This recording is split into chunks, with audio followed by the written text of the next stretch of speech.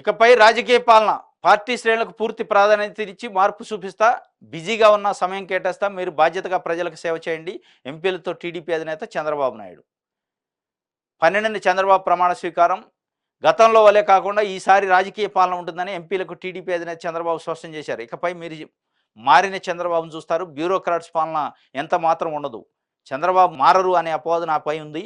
ఇక అలా ఉండదు. మీరే ప్రత్యక్షంగా చూస్తారు. ఎంపీలందరూ తరచూ వచ్చి కలవండి. నేను బిజీగా ఉన్నా కూడా మీతో మాట్లాడతా, కలవండి అని చెప్పి ఒక వార్తని ఇచ్చారు. ఇది అంటే ఎంపీలకి నిన్న గెలిచిన తెలుగుదేశం పార్టీ సంబంధించి 16 మంది గెలిచిన ఎంపీలతో ఒక సమావేశం పెట్టింది. ఎందుకంటే ఈరోజు ఢిల్లీలో ఎన్డీఏ ఎంపీల సమావేశం ఉంది కాబట్టి ఆ సమావేశానికి సంబంధించిన వ్యవహారం మొత్తం మిగతా చర్చించారు. ఆ సందర్భంలో ఇకపైన రాజకీయ పాలన ఉంటుంది. గతంలో లెక్క బ్యూరోక్రాట్స్ పైన అడ్మినిస్ట్రేషన్ అంటే ఒక సీఈఓ లెక్క చేసిండు చంద్రబాబు నాయుడు గారు. పార్టీని పట్టించుకోలేదు గతంలో అధికారంలో ఉన్నప్పుడు అనే ఒక అపవాదు ఉంది. దాన్ని తొలగించేందుకు చంద్రబాబు నాయుడు పరిపాలన ఇకపై మీరు చూస్తారు. ప్రత్యక్షంగా మారిన అనేది నన్ను మారరు అని అంటున్నారు. కానీ మారిన వ్యవహారం మీరే చూస్తారు కళ్ళతోని.